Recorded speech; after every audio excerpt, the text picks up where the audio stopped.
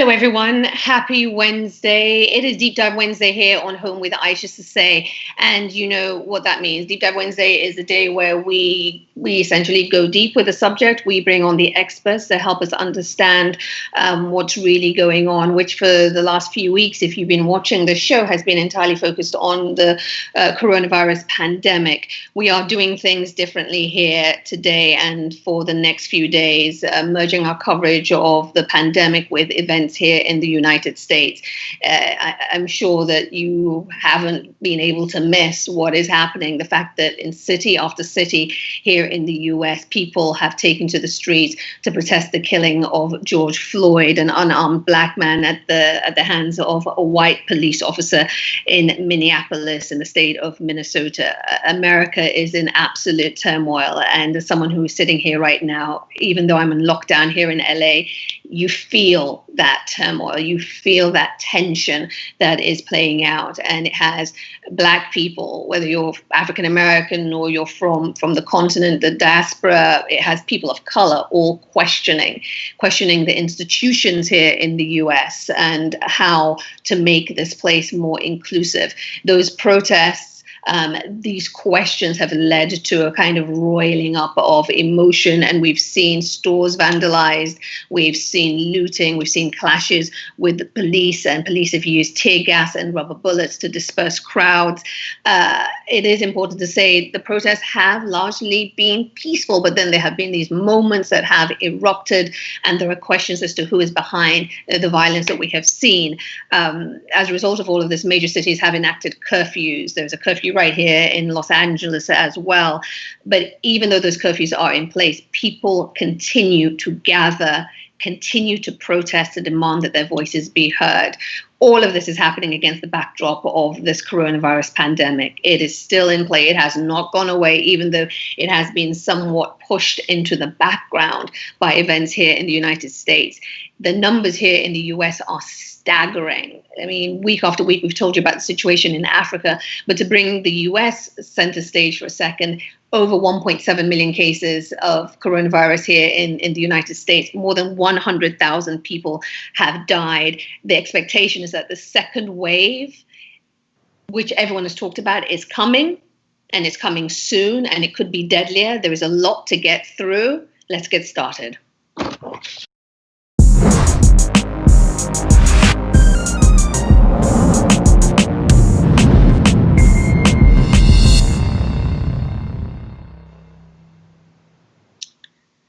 Well, as thousands of people rally in the streets across the United States, we cannot forget why this all started in this moment. On March the 25th, we watched in horror as this man, let's put his image up, this man, George Floyd, was killed by a police officer who put his knee on his neck and kept it in place for nearly 9 minutes.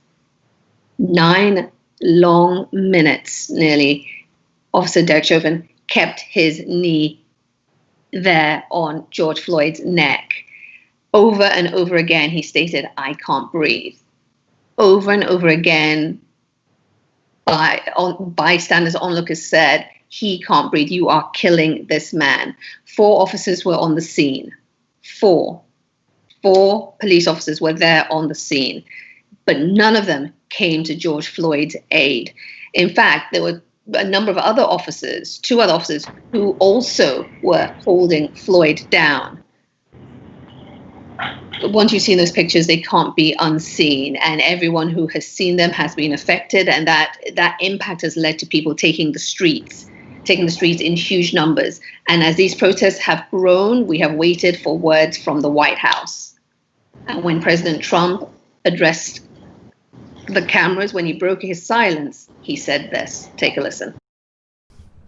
All Americans were rightly sickened and revolted by the brutal death of George Floyd. My administration is fully committed that for George and his family, justice will be served. He will not have died in vain. But we cannot allow the righteous cries and peaceful protesters to be drowned out by an angry mob. I am taking immediate presidential action to stop the violence and restore security and safety in America. I am mobilizing all available federal resources, civilian and military, to stop the rioting and looting, to end the destruction and arson, and to protect the rights of law-abiding Americans, including your Second Amendment rights. Therefore, the following measures are going into effect immediately. First, we are ending the riots and lawlessness that has spread throughout our country. We will end it now. Today, I have strongly recommended to every governor to deploy the National Guard in sufficient numbers that we dominate the streets. Mayors and governors must establish an overwhelming law enforcement presence until the violence has been quelled. If a city or state refuses to take the actions that are necessary to defend the life and property of their residents, then I will deploy the United States military and quickly solve the problem for them.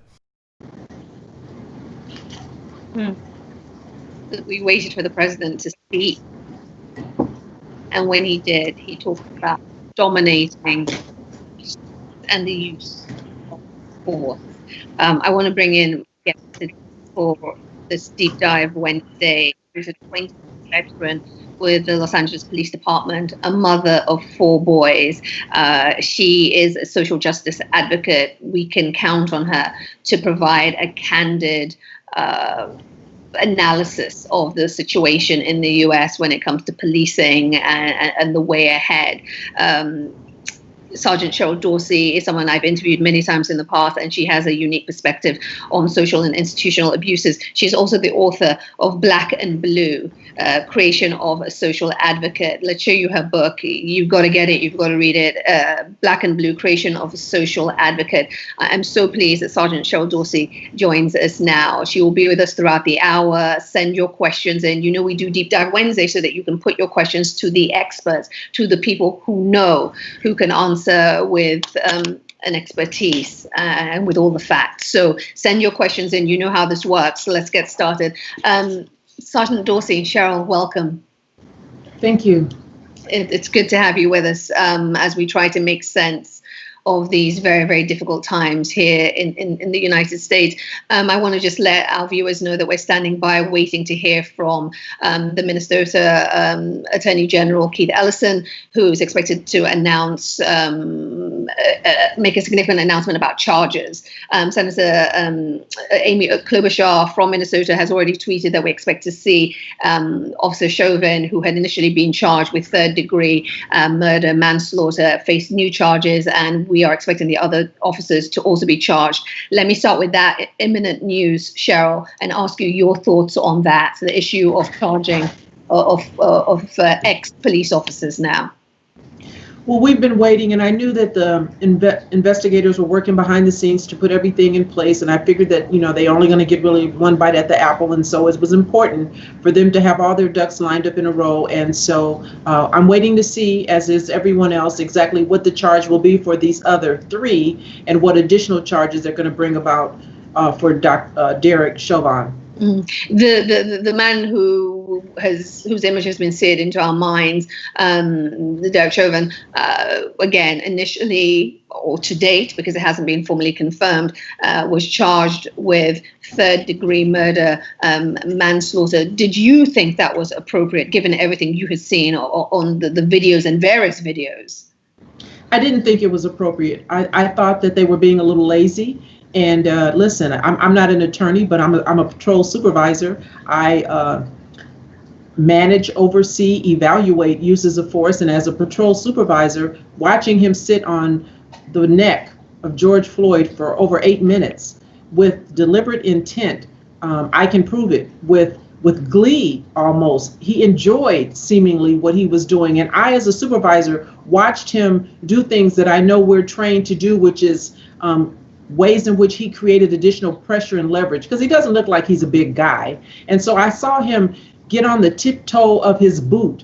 And the reason he had his hands in his pocket, I believe, again, was to create more downward momentum That's something that was intentional. He wanted to make sure all 100 and whatever he is, 30, 40, 50 pounds, was squarely on the neck of George Floyd. And so when you do that as a tenured police officer with 19 years on the department, who's been involved in many probably uses of force, certainly we know he's been involved in at least 18 personnel complaints. He knew exactly what he was doing. And when others were begging and imploring him to let me take his pulse, get up off of him, he can't breathe, Mr. Floyd is saying, you're killing me. And he did nothing to relieve that pressure, to stop that flow of blood that was, he was stopping the flow of blood going to his brain and ultimately, killed him. It was intentional. He had to know. He's trained to know. And to argue anything different is intellectually dishonest and disingenuous. Okay. So now I'm hearing Jennifer M.Y. Tengre saying second-degree murder confirmed. I'm going to check in with our team to see whether that's actually been confirmed by the Minnesota Attorney General. We know that Amy Klobuchar is saying that's the expectation, that's what's going to happen, but we haven't heard it from the Attorney General himself. CHERYL, you brought up training, so let's start right there as we go deep in this conversation. Everybody wants to know, myself included, everyone around the world, it's a conversation we're all having in our homes. How exactly, or what are the techniques taught to police officers, your former police officer, to restrain individuals? What's allowed, what's not allowed? This knee in the neck, is that something folks are trained to do? No, not actually in that way. But we know that officers do it all the time. And the reason that officers do it is because it's a way to punish. It's not about gaining control or compliance. It's about punishment.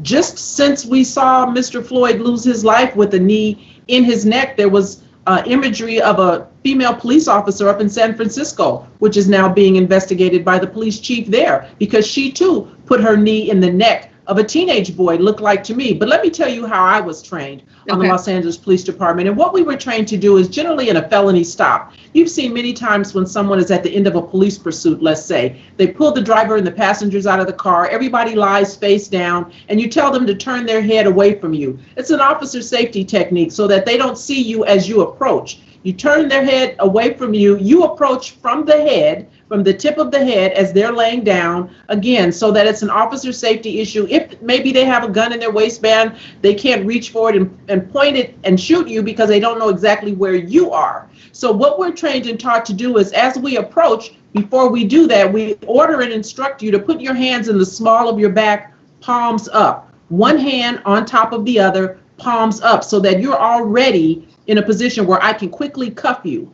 As I approach you from the head, I will put my knee between your shoulder blades, not on your neck, but between your shoulder blades. And I'll do that very quickly. I'll grab your hands, I'll cuff you, and I'm off. I'm only there as long as it takes me to get those handcuffs on you and then get off of you with my body weight.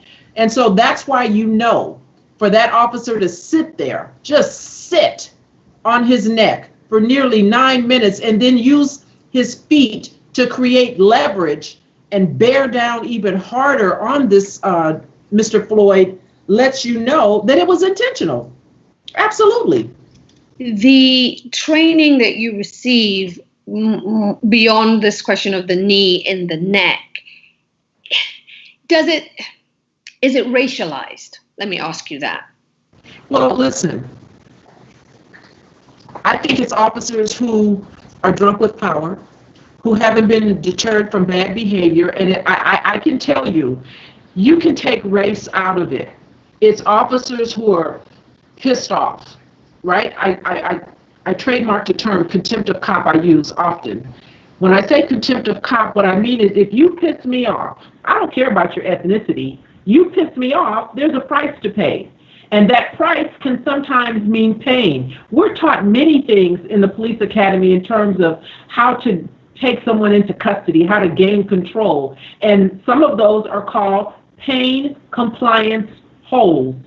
So we're taught how to inflict pain. And sometimes the pain is to get you to stop what you're doing so I can get you in control, and you only use that much force necessary to overcome the resistance, that amount of pain that I'm inflicting to overcome resistance.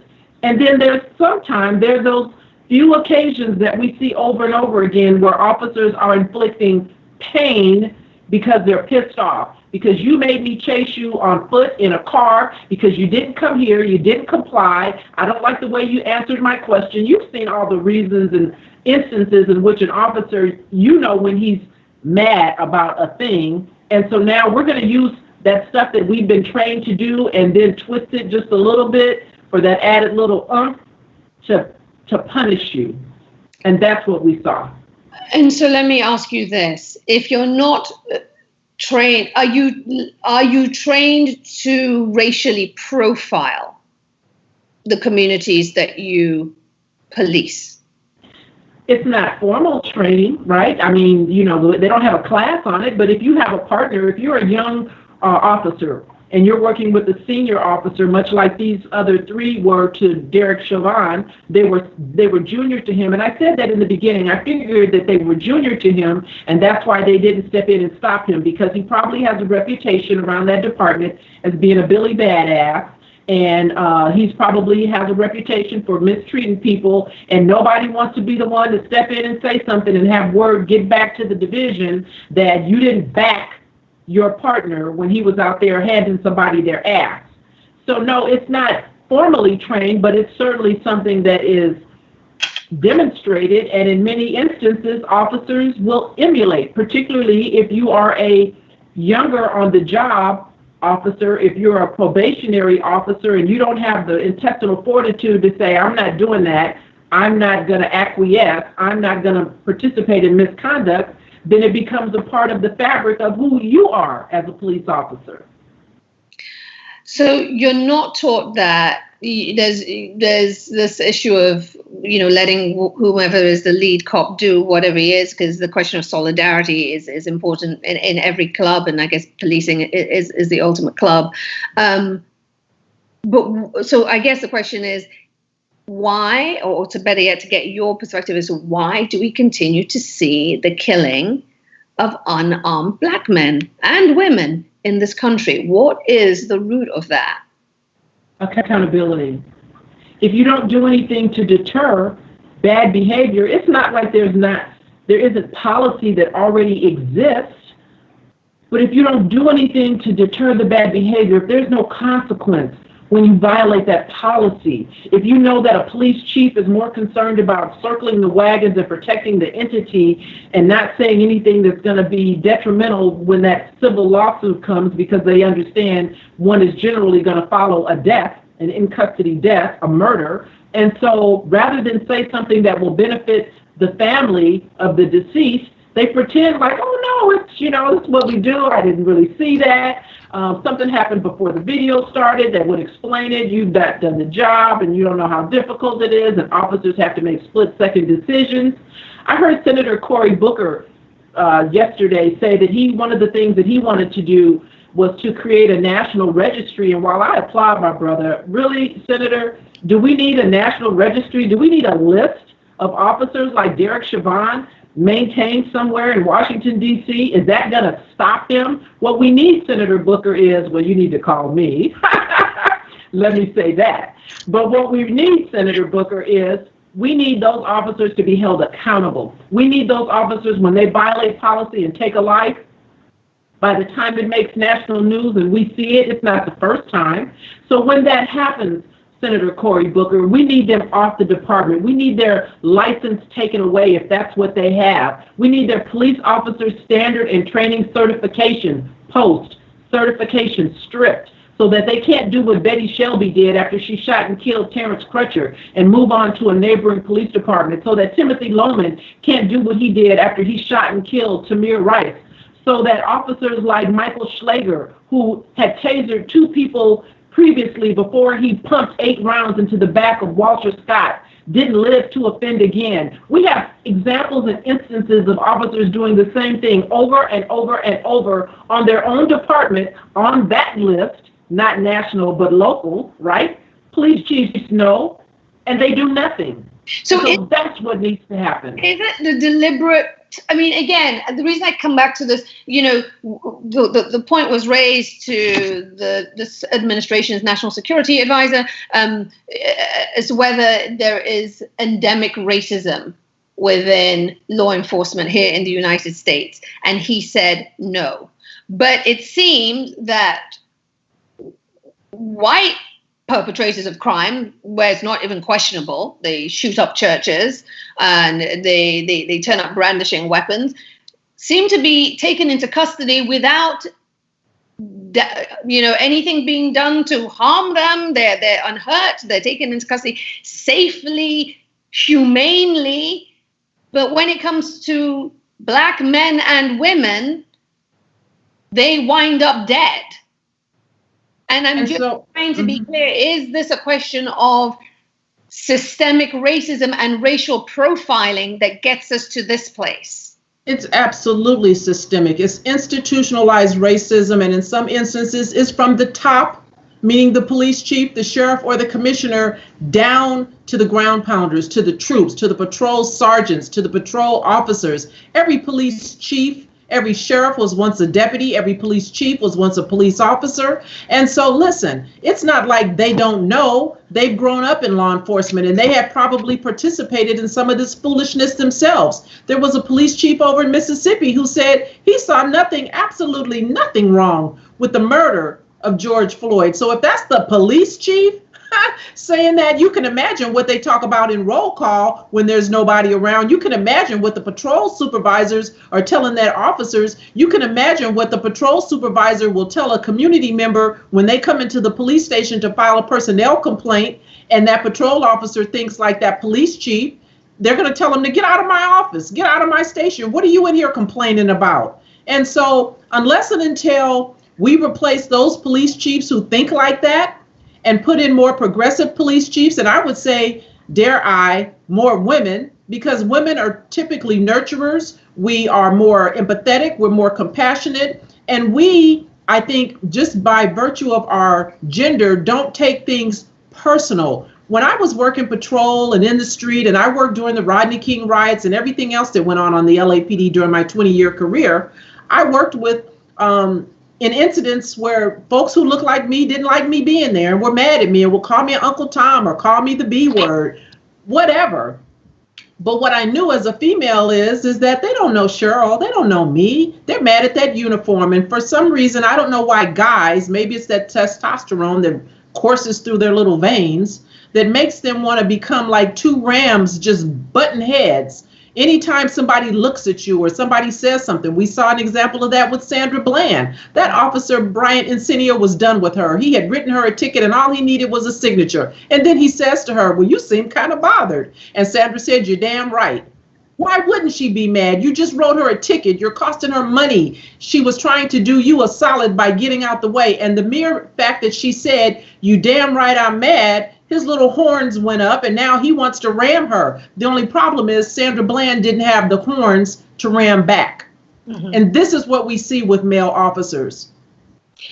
Listen, I just want to, so for everybody on the thread, everyone's watching, and I just want to just re-emphasize that we are awaiting official confirmation from the Minnesota Attorney General that all 4 ex-officers, as they are now, will be charged in the George Floyd case. We are now, and just as I say that, we're now getting the word that has occurred. For the longest time, we had just heard from Senator Klobuchar, who is the senator for Minnesota, who had said that that was the expectation. And now we're getting word that that is indeed the case. Let me just bring that to you, that it has now been confirmed that Derek Chauvin's murder charge upgraded to second-degree murder, unintentional murder. The 3 other officers are charged. They're now charged. We're hearing all face. CHERYL, just so you can follow this and give me your response. According to court records, the 3 officers, Toa Thomas Lane and J. Alexander Kyung, all face aiding and abetting second-degree murder, as well as aiding and abetting second-degree manslaughter. Additionally, Derek Chauvin's murder charge, previously third degree, has been upgraded to second degree unintentional murder. So previously to this, until just a few minutes ago, we only had what Senator Klobuchar had tweeted out, that these officers would all be charged. It's now being confirmed. We've looked at court records. Cheryl, your reaction that the other three will get second degree aiding and abetting, along with aiding and abetting second degree manslaughter. Your reaction? Well, when I hear it, it sounds reasonable. It sounds right. I don't know exactly the verbiage of those charges, but certainly they did aid. They did abet. We call that on the police department acquiescing. They stood by. They did nothing. And two of them, Lane and Keong, actually participated, because what we didn't see in the initial video is those two officers also with their body weight on Mr. Floyd at various positions along his torso and leg. And so while sitting on his back, lower back, holding his legs pinned to the ground would not cause death, it certainly prevented him from being able to maybe stand up if he had the will to do it and the desire to get some of that pressure off of his neck. And so absolutely, they are complicit. They held their position for minutes as well. And as trained law enforcement professionals, they had a duty and a responsibility to stop it. They participated in it, and they are equally guilty for the participation as anyone would be if they were with me who looked like me and I involved myself in criminality and I committed a murder. Any of my friends that were with me would be charged as well. And so this is appropriate. So let me ask you this. The charges have been handed down. They've been charged now, all four officers. But getting a charge or being charged is one thing. Getting a successful prosecution is a whole other ballgame. Speak to me about why it is so difficult to successfully prosecute police officers here in the United States. Why is that? Part of it is because great deference is given to what a police officer says, and it's very difficult to argue with someone about their perception. What officers say is in my head, what I thought, what I felt. If I tell you that you scare me right now as we're talking on this computer, it's hard for anyone to prove that you don't frighten me if I say that, right? And so that's part of the problem. And then the other issue is that for months and weeks, we're going to hear and have heard over the last few days them try to dirty up George Floyd like they do every other Black person that they kill by inferring or just putting something out there in the air that may or may not be true. Because listen, once you hear it, you can't unhear it. Just like once we saw Mr. Floyd die in our presence, in our face, we can't unsee that. And so when you hear them say that, maybe he had an underlying heart condition, or maybe he was involved in passing of a fraudulent check, or maybe he was whatever they want to maybe, once you put that out there, you're talking to prospective jurors. And when jurors hear that and they think, well, yeah, if he would have just stopped, if he would have just not moved, if, well, he had to have been able to breathe because he was talking. So when you hear that kind of stuff, and it's foolishness, because being able to speak doesn't necessarily mean that you're able to take in air and at the right levels with regards to oxygen. We know this from the report by Dr. Bodden. So being able to utter a word is not proof that you're able to breathe, and certainly not proof that they weren't killing him. The man said, "You're killing me." Why wouldn't they take his word? He's not a medical professional, Derek Chauvin. He's not a medical doctor. He can't determine how much pressure this man's neck can take and whether or not he's really able to breathe. It's bothersome, all of it. All of it is bothersome. I mean, but again, when you look at the challenges of prosecuting the police, I mean, part of it is the deference given to police. Part of it, it seems to me, even when they're witnesses, they're afraid to give testimony against police. Other police officers, I mean, you're a former officer. Talk to me about the code in terms of other police officers, in the case of a prosecution, I guess, switching sides. One, they would see it as such. but actually standing on the side of the victim, because it seems as if when these moments come down, police officers stand together. Well, listen, unless and until you're criminally charged, because then an officer is no different than anybody else. It's every man or woman for themselves. And so they're going to do what they can to make sure that they get their own butt out of the ringer that it's in. So they will speak truth. Now, again, but it's going to be their perception. It's going to be for those three. It's going to be, oh, I didn't know what Siobhan was doing. I couldn't see, I didn't hear, I was down near his feet. He was motionless, right? So that's going to come into play. The fact that he was motionless for several minutes, he wasn't moving. So there was no threat, regardless of what they may claim to be in the threat, like me and you sitting here and you being threatened by me, but he was not moving. So how do you, as a defense? Right. And that's the point. And I think these defendants should be, if they're not, they absolutely should be held to a higher standard, because they're not an average citizen. They're trained police officers and they know better. And when you know better, you do better. So they will try it. Believe me, they will try it. They're going to feign ignorance. They're going to say they didn't know what was going on and they didn't hear certain things or they didn't see certain things. But at the end of the day, each and every one of them, no matter their rank, no matter their time on the job, each and every one of them is an individual, fully developed adult with common sense, one would think. And so it should be easily determinable that if you are putting your body weight on someone for an inordinate amount of time and at some point you don't feel them moving anymore, maybe you ought to just get up off of them. And so they should have done that, and they didn't. And that's part and parcel of the problem. Now, the other problem with convicting police officers is who sits on these juries. And so community members, you need to stop dodging those jury summons, and you need to go. You need to be a part of the process, because you may be that one person on that court in that jury box who makes a difference. Let me read some of the comments, because the thing about doing the show and why we choose to do it in this way is that we have people part of the conversation in real time, and they get to speak to you directly. Thomas Failer asked this question: why do U.S. cops see African Americans as a target? We'll come to that we've talked a little bit about the racial profiling and the way communities of color are policed. Aminata Radiasay says that's the thing. In terms of Chauvin, he's an experienced officer. He's no rookie. He should have done better. People are asking a dubious code of silence centered around covering each other's backs. This is Aminata Radiasay again. Police fraternity. We need to hold them accountable. And she says, thank you, Ms. Dorsey.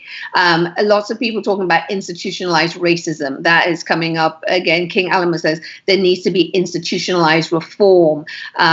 People saying judges have too much power in the U.S. That coming from Margaret Cole. And just a lot of people talking about, we will move on to this in a second, the violence we've seen from police officers who have been out there encountering protesters. Ibrahim Lansana says, Aisha, watching videos of police officers intimidating Black African Americans shows the highest levels of racism in the US. We talked about the difficulties in prosecuting police here in the United States, but Cheryl, talk to me about your experiences on the force in LA, your experiences being at the precinct while you were a police officer. Did you feel that what was the level of racism? Was there? Did you get a sense that you were working within an institution that had these racist attitudes? What did you personally experience? I mean, speak truth, because we don't know. We have these ideas, but what was your reality? So let me say this. Let me quickly address the blue wall of silence, because every police chief was once a police officer. And if they wanted to create a safe zone, make sure that officers who report bad officers are not retaliated against, they could stop this tomorrow. Let me say that. In terms of racism, listen, when I joined the LAPD in 1980, I was clear. I was a Black woman. I had no doubt about that. And to be honest with you, they if I hadn't known, they let me know as soon as I got in the police academy, because LAPD was under a consent decree to hire women and minorities when I joined. And so I had an academy class that was evenly split, 20 women, 20 men. I was one of 2 Black women in my academy class. And so they let me know. My drill instructor, we call them DIs in the police academy, the ones that were responsible for ushering us through that process, they let me know I was a Black woman. And so luckily for me, how did they let you know? well, because they treated me very differently. They treated me very poorly. And listen, I'm a recruit. I'm less than talk about Black people, 3/5 of a human. As a police recruit, I was, less than that, right? As a recruit, I'm not vested. You are like a child. You are to shut up. You are to watch, be seen and not heard. And so I had just quit my job that I had at Department of Justice, where I was a stenographer, to become a police officer. And so I was like, I got to get through this 6-month police academy. So I did everything scholastically that I needed to do, physically to get through PT on the fire range. I did everything so that I could graduate. And then once I graduated, I still knew I needed to hold on for 12 months of probationary training so that I could get off probation and then become vested and not easily fired. So that was the gamut that I had, the obstacle course that I had to deal with. And once I got to my division of assignment, again, thankfully, I came there knowing I was a Black woman. I was clear who I was. I had already decided what kind of officer I was going to be because I had grown up in 77th Division in South Central Los Angeles, and I knew the angst that my community had with the police, but I needed a good paying job. And that's why I joined the police department. And so I had made up my mind about who I wanted to be, and I knew I needed to look myself in the mirror. And I knew that I was not going to be a part of the problem. And so when I worked with white officers, the majority of my white training officers who could have gotten rid of me during that probationary period if they had a desire, they treated me well. They trained me right. They were good to me. I had a couple who were not so much. I had a training officer about 3 months out of the academy, an Asian guy, Doug Shure. I'm going to say his name, Doug Shure, my training officer. He grabbed me and put me in a pain compliance hole, that thing that we're taught to do to hurt folks, because I wanted to eat for lunch. He had told me, I talk about this in my autobiography, he told me that as far as he was concerned, probationers could eat out of the vending machine in the police station. He refused to stop when we were driving back to the police station to allow me to buy food, because he was the driver, he was the senior, I'm the rookie, I'm the passenger. He wouldn't stop the car. So when we got back to the police station, I went across the street at Southwest to Taco Bell to get something to eat. He sees me eating, he comes over to me and puts me in a pain compliance hole. He wound up getting suspended for 5 days because of that. I then, shortly after that, had a white supervisor, my sergeant, refer to me in ways that were really untoward. This was before Me Too. And so, thankfully, I didn't have to worry about complaining. I had partners, brothers who looked like me, who had been on the job, and they said, that's some BS. And they went to the watch commander. That sergeant, Stanley Schott, I'm saying his name, was not suspended, but was administratively transferred from Southwest Division to Harbor Division Morning Watch, because of something that he had done and said about me that was racially and sexually motivated. And so that's what was happening to me while I was on probation. And then after I got off probation and I transferred to another division, ultimately wound up working Central Traffic Division, where we investigate traffic accidents. I worked with another officer whose name I'm going to say, Douglas Iverson. And so I'm saying this stuff because you guys can Google Douglas Iverson and know that in 1997, I believe it was, Douglas Iverson shot and killed a Black man on Florence and Crenshaw. Wow.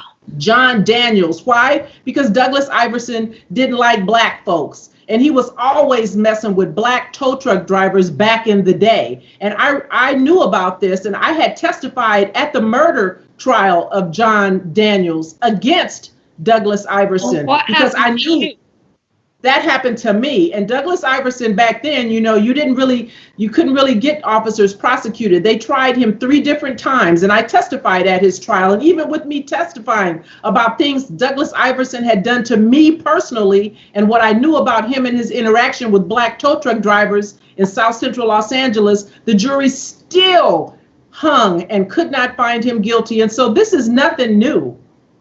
Wow. Wow. So knowing all of that, having experienced it, and then you see those pictures of George Floyd being pinned down And you are the mother of 4. Is it 4? Did I get it right? 4 Four. black boys, black men. Speak to me not as a police officer, but as a mother, what you are feeling right now. It angers me. It angers me because no one is immune. It could be any one of my sons. And I'm going to just say, not only am I the mother of 4 black young men, I'm a grandmother. I'm a grandmother. I have grandsons and I have a great grandson. And so what concerns me about what I see going on right now is that my great grandson may one day, I won't be here, but may one day be walking down the street and have some white police officer think that he doesn't belong in that particular part of town and do something to him, stop him, engage him, have a conversation with him, and decide that he wants to take my great grandson's life and now he's dead. And there's only one version about what happened when that officer stopped my great grandson. And that officer's word rules the day because great deference is given to what a police officer says. It makes me angry. It makes me angry because I don't see things changing anytime soon because I don't see police chiefs being honest about the problems that are going on top down on these police departments, all 18,000 of them. Wow.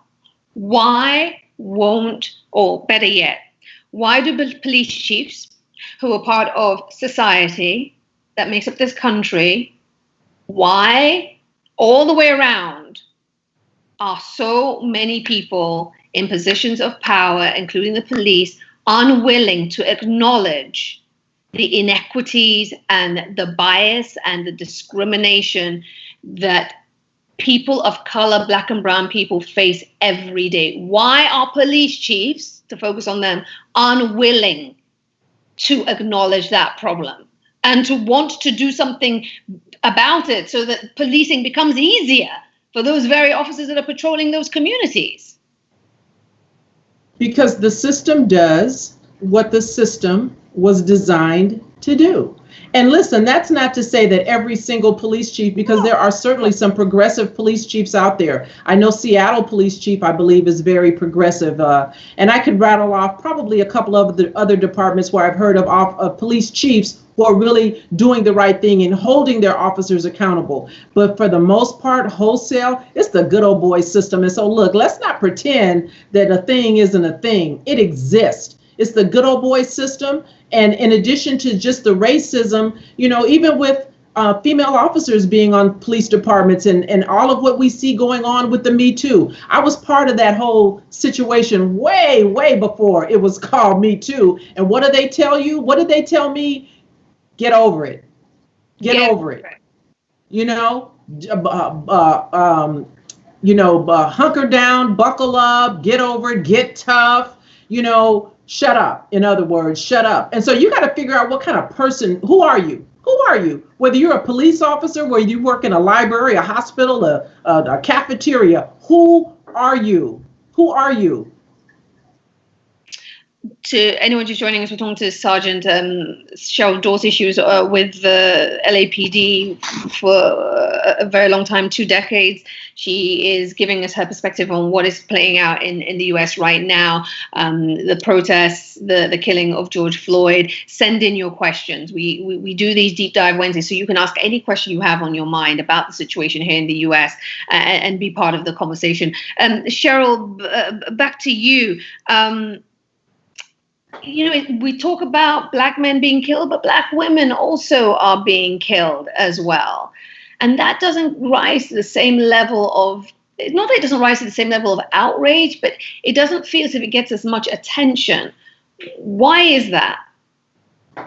Maybe because it doesn't happen as often, and God forbid, I don't want women to be getting killed at the same rate that men are so that they can get that kind of attention. I'd like to see this thing nipped in the bud right now. And to your earlier question, you know, police chiefs know this, serve at the pleasure of a mayor who's an elected official.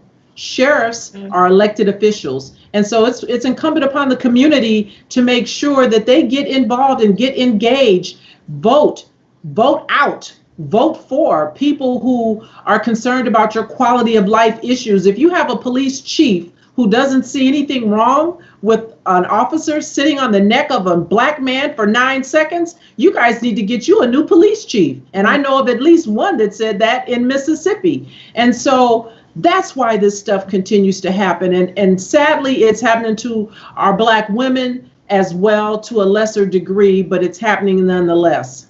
Desmond Canner says this. He said, I used to see the U.S. as paradise, but with the recent happenings, I see U.S. as doom for black people. Desmond, thanks for the comment. CHERYL, I mean, you did just say that you don't see change imminently on the horizon.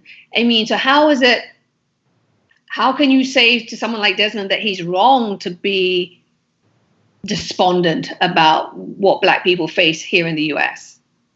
I don't see a change unless we, black folks, brown folks, others of color, because listen, it could happen to anyone. Poor white folks, it's happening to them too. If we don't hold these people that are in positions of authority, if we don't hold their feet to the fire, then it won't change. If you know that a police chief is allowing an officer to stay on his department who's been involved in 18 personnel complaints, you need to have a fireside chat community with that police chief. And if you can't reason and get to him, then you need to go right to the mayor. Because until you change it from the top, police chiefs have tremendous autonomy. Now they're starting to say things like, we want to get an independent civilian review board. That's helpful, but they make recommendations. The chief can still say, oh, thank you for their recommendation, and do what they want. These review boards have no teeth. I mean, that's the thing. We need meaningful change in this country, and meaningful bodies that you can't have the police policing themselves. Absolutely, absolutely. And the pressure is going to come from the outside community inward. No more blue ribbon panels. I love you, Senator Cory Booker, but we don't need a national registry. We don't need a list of names. We need consequences. We need accountability. And Cory Booker and anybody else who might be thinking about doing something about this, presidential nominee for the Democratic Party, Mr. Biden, if anybody from his camp wants to know what real accountability is, because see, it's easy to say we need accountability, but y'all not saying what that means. What does it look like? Hit me up and I'll tell you what accountability should look like, how we really stop white police officers from killing our sons, our brothers, our fathers, our uncles. Melissa Maratu Gooding writes, second degree unintentional. The second degree murder charge should be intentional. They intended to kill him because they ignored the bystanders and victims' plea to allow him to breathe. Your thoughts, CHERYL? Well, listen, the district attorney is going to present the case in a way that they think they can win, because district attorneys want to win. And that's in any case. And that's why you see so many times people are arrested because the officer says he was resisting or he was interfering. And then the next thing you know, the charges are dropped, DA reject, because the DA doesn't want to take a case to court that they don't think they can win. Now, they know they're not going to win everything, but they really only want winners. And so they're going with a case that they think they can convince a jury, because whatever we say is one thing, but at the end of the day, you're going to have to convince those 12 people on that jury that it was intentional. And it's very, very difficult to argue what I intend. It's difficult to say what I intend. If I say, as I said before, what's in my head, you cannot debate with me about what's in my head. And that's what police officers do time and time again. And because people, community, jurors, white folks want to give police the benefit of the doubt, they say, yeah, it's a tough job, it's hard. And yeah, I don't think he meant to kill Mr. Floyd. Well, hell, he sat on his neck for 9 minutes. What did he think would happen? But I don't think he meant to do it. I can't breathe. He said, right. You're killing me. Right.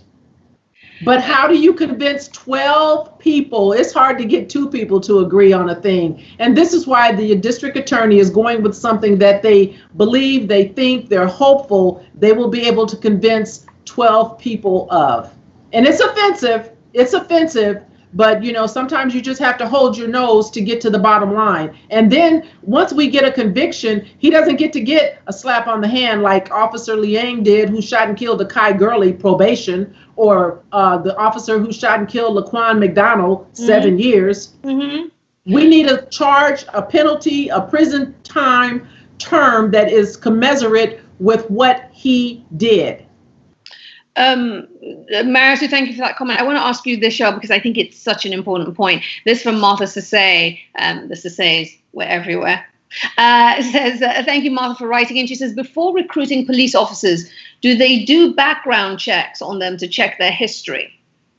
Sometimes they do, and sometimes they don't. We know that in the case of Timothy Loman, the officer who shot and killed Tamir Rice, they didn't do a background check, because had they done a thorough check, they would have known that he was summarily shown the door at the other police department, because he even frightened their own deputy chief by his own admission. And so sometimes they do, sometimes they don't. And sometimes it's not thorough, because everybody is different. What they need to do, what they should do, Senator Cory Booker, we need police officers psychologically evaluated every 2 years.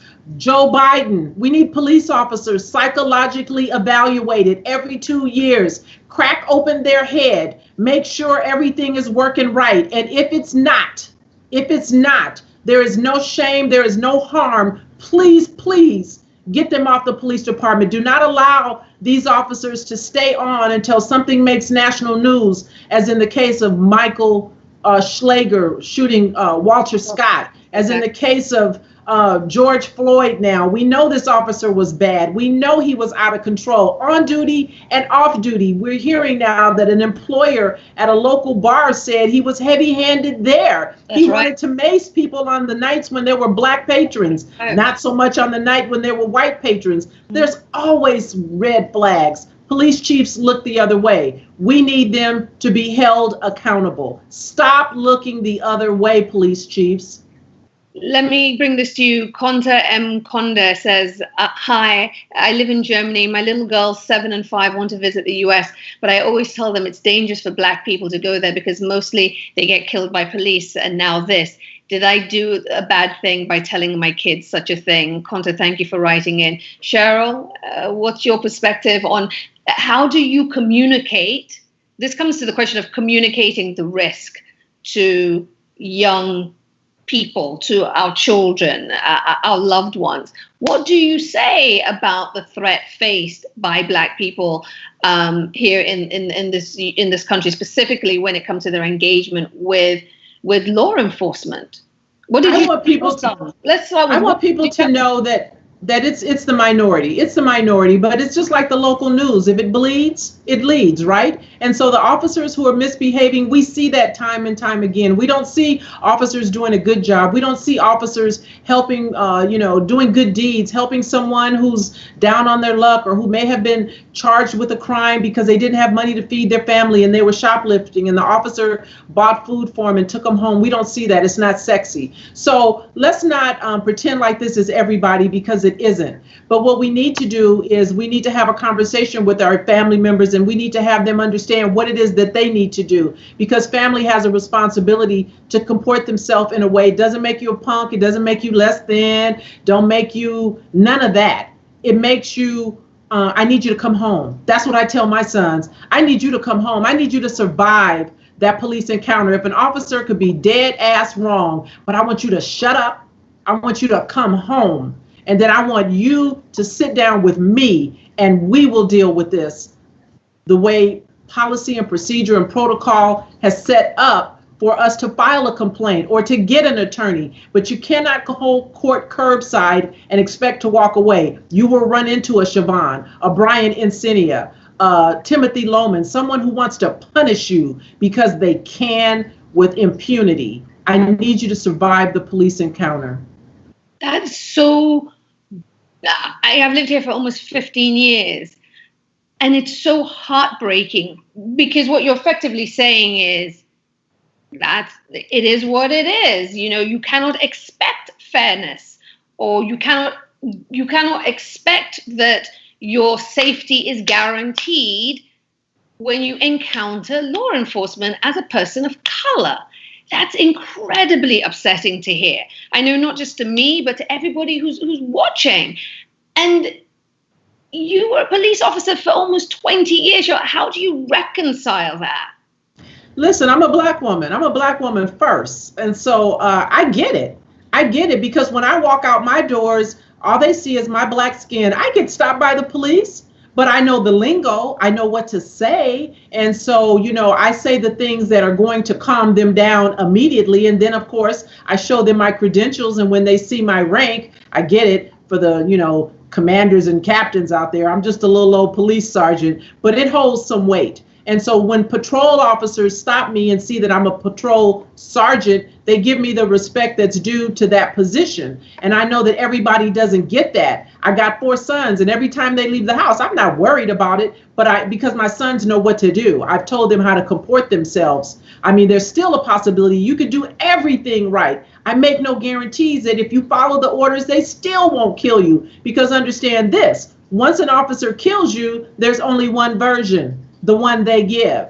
So I know that there are no guarantees, but let's not get our feelings hurt because they won't treat us right. If you're sitting around waiting on white folks to treat you right, you'll be waiting a long time.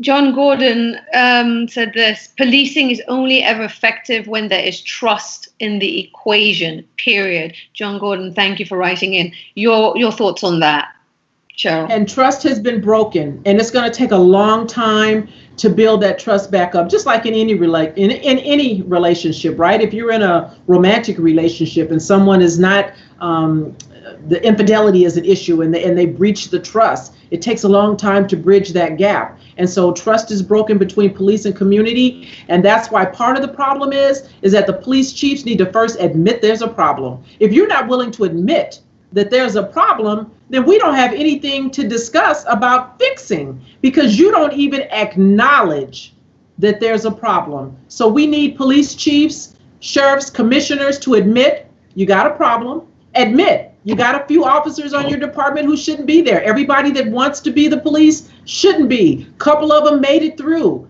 So let's crack their little heads open, look in, and make sure that they're not on your department. And when you find them, when they show you red flags, 18 personnel complaints, how about you deal with it at personnel complaint maybe 3 or 4? If Siobhan had been fired around 6 or 7 personnel complaints, George Floyd would be here. Mm-hmm. This all brings us to, you talked about the police chiefs.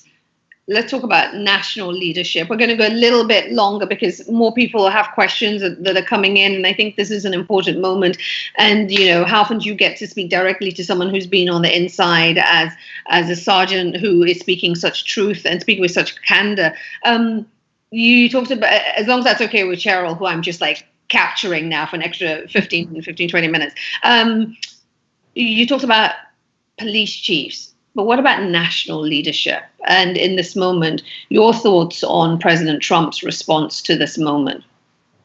President Trump is President Trump. And listen, I had someone ask me the other day if he disappoints me. He doesn't. I want him to change nothing. I want him to continue to do and say the stupid stuff that he says right through the election. Because if people don't hear and see him being foolish and reckless, then they will forget what we just went through, what's been going on, because we have short-term memory. And so listen, he's talking to his base. He's talking to a small group of people who are going to be behind him no matter what he says. And so we need not focus on him. What we need to think about are the other elected officials who do have some sway, folks who collect copious amounts of money from police unions to their campaigns and have a hard time voting for things that are in contradiction to what those police unions want. If you've just given me $1 million on my campaign, then obviously I'm not going to be voting for anything that has to do with oversight or reform or anything else. So that's something that people should look to. You should look to your legislators for making reform to the police officers' Bill of Rights. And when they say things like we want accountability, hold them to the fire and ask them to articulate specifically with specificity, what do you mean? Because you know what accountability looks like to you, community. You know what accountability looks like you to family members who have lost a loved one. And it's not just giving me millions of dollars because you killed my son, my father, my brother. It's changing the way police communities and holding them accountable, having there be a substantive consequence when they violate that trust, and then maybe we can say we're getting some real accountability. There are some really fascinating questions being put to you that I've got to ask you, Cheryl, to respond to. George Kamara writes this. Thank you, George. He says, isn't it ironic that your safety cannot be guaranteed as a Black man with a police officer who took the oath to protect you? How do you square that circle? So again, I want to emphasize it's the minority. It's the minority of officers who are not keeping us safe. It's the minority of officers who are showing up on welfare checks or radio calls when someone has a family member that's dealing with a mental breakdown, if you will, and you call the police to help because you don't know what else to do with this family member, and the police show up and they kill them. That happens. We have to acknowledge it. We have to admit it. We have to make sure that our officers are better trained, or that we have professionals who know what to do when you're dealing with someone with a mental illness, accompany officers. Because listen, the police are not going anywhere. And I know young folks would like to, do away with police departments. That's not going to happen. But I'm going to have to, Isha, I'm sorry. I would love to stay because I could yammer on, but I've got another conflicting appointment that I must take. Right. You take that call. We appreciate your time today, Cheryl. I know how it is because this is a moment where people like yourself are in demand. So thank you. You jump off. I'm going to stay with the viewers. Thank you. We'll invite you back to keep the conversation going. Thank you. Be safe out there. Okay. Bye-bye. Thank you. So an important conversation with Sergeant Cheryl Dorsey there. She was with the LAPD for almost 20 years and could speak really with a candor to what she seen, what she herself experienced, and how she looks at this moment as the mother of four young Black men. And it's just interesting to hear from you and the level of fear, and unease that all of you are expressing, a lot of people expressing as you sit in some cases outside of the US and even contemplate visiting the United States as to is your safety guaranteed? I think what I'm interested in is seeing what happens next. Christine Tagui says, I'm very nervous to see the next changes.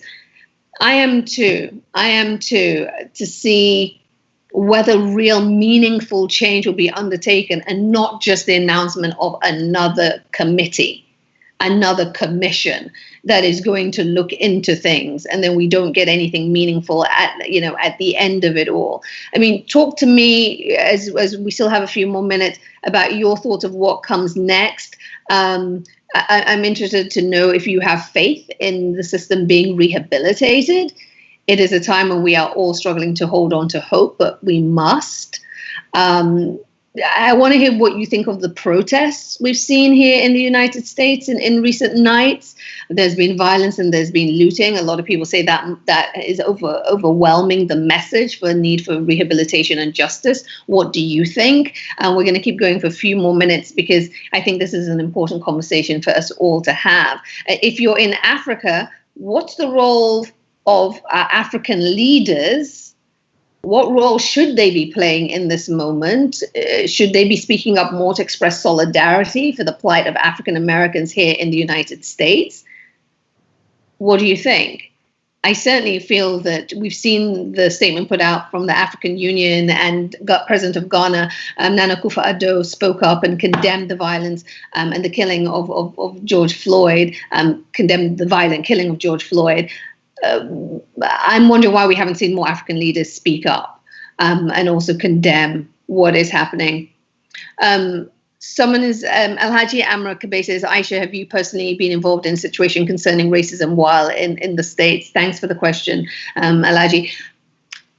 Let me put it this way. I think what I felt is racial profiling.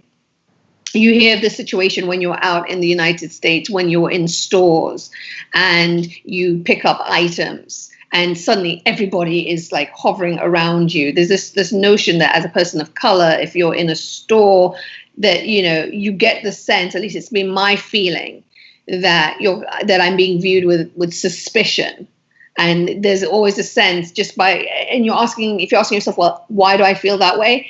It's because I can't shake this person who is just standing there, like trailing me as I move through the store, and looking at me with a kind of questioning, and very quickly saying, "Shall I take that from you?" And just, but again, a lot of it is tone, a lot of it is energetic, what you feel coming off them, and it's also how you see them interacting with other people in the store who are white in those occasions, where it's just a different tone, a different way of engaging them. So I think that's something that I've been very, very aware of. Just that sense that, particularly in high-end stores, stores with very expensive items, that there's a kind of questioning and there's a kind of suspicion that I have felt here in the US. When I drive my car in the US, I'm very nervous. I'm very anxious. I check my bag multiple times to make sure that I have all my paperwork, my license, my insurance, my proof of ownership for my vehicle, because I'm nervous. I'm not going to lie to you. I'm nervous, and I think to myself, if I get stopped, I don't know if I'm going to come out of this, in one piece. So it's very much on my mind as I move through the US. But in terms of feeling like kind of any violent encounters or being told that I can't come into a place, well, first of all, it's against the law, but I haven't felt that. But just generally a sense that not everywhere that you go, you are welcome. That I have felt, very, very much so. Brittany McKay says, it's more than a feeling, it's the truth. I've walked out of stores before. Yeah, and there's that famous story around Oprah, which wasn't even in the US. I actually think it was in Europe, might have been Geneva or Lake Como, where she goes into a high-end store and she points to a bag and she asks to see it, and she's told that she can't afford it, and they refuse to bring the bag down. This is to Oprah. So the other question that we need to really speak to is that it's not just about racism here in the United States. It's also imperialism, it's colonialism. It is this general attitude to Black people, people of color, which goes far further than the US, in other societies in Europe and beyond, that see Black people face discrimination and being excluded from opportunity. So, it's also important that we acknowledge that it's not just here in the US, but it's also in other places. And again, we're talking about police brutality here in the United States, but it is also, if we're going to be truthful and use this platform to speak truth, it's also what's happening in Africa, where we are also seeing an abuse of power in terms of law enforcement and security officials towards communities. We saw that in South Africa, even during the lockdown. We saw that in Kenya, even the lockdown. So it's important that we have honest conversations about the reform that needs to take place, not just here in the United States, but on our own patch, if you will. These are all conversations that are important. As we look to reform, we should be reforming and doing better, not just here in the United States, but in our own backyards in Africa as well. And I think that is absolutely important. Let me see. Jennifer M.Y. Tengbe says, African leaders should only show solidarity if the police in these countries are not doing the same and overlooked. Because if they do that, there'll be a double standard and hypothetical, which is what I was just saying, that we can't just be talking about America. We also need to talk about what's happening at home. Nigel M. Nasser asked this question, and then we're going to wrap shortly. He says, doesn't it get to you that white folks get surprised at realizing you're actually smart? I meet it lots. That's actually a really good point. I have experienced that. I've experienced that even on my shows at CNN, where people would say to me, gosh, you're smart. That's such a smart question. Okay. Well, yeah, that's why I'm sitting here doing this job as the host and you're the guest on the show, because I am smart. But it's the surprise. That's a smart question coming from you. Yeah, I have experienced that, Nigel M. Nasser. You're absolutely right. Yeah, I have experienced that, and it does get me lots. There's a lot of self-control that I employ, or that I employed while I was at CNN. Listen, as we come to, yes, Amnaza Radio Style says, you speak English so well. Yes, I've gotten that as a lot. I shouldn't tell this story, but this is the home of the Isha Sesay community, so I will. As one of the parting comments, as we talk about the attitudes and the profiling of people of color. While I was at university, I won't go into whom, but I met a member of the British royal family who said, "You speak English remarkably well." It's not just America that people have to kind of check their attitudes and their profiling. So there you go.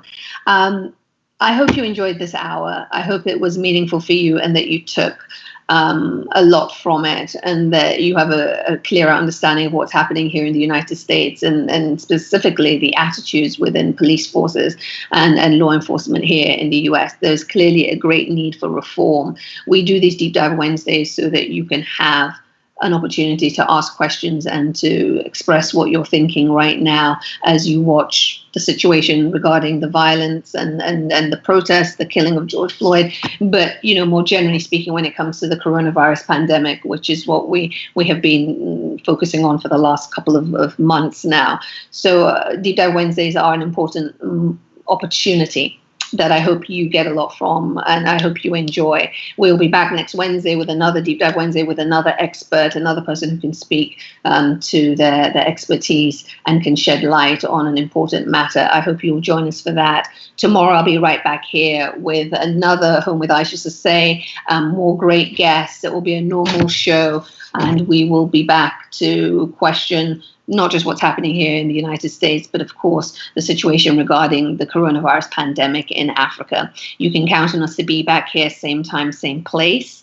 I ask all of you to stay safe wherever you are, and we'll keep the conversation going. Thank you for being part of the Home with Isha Sesay community. Thank you for all the comments and for always tuning in. We appreciate you.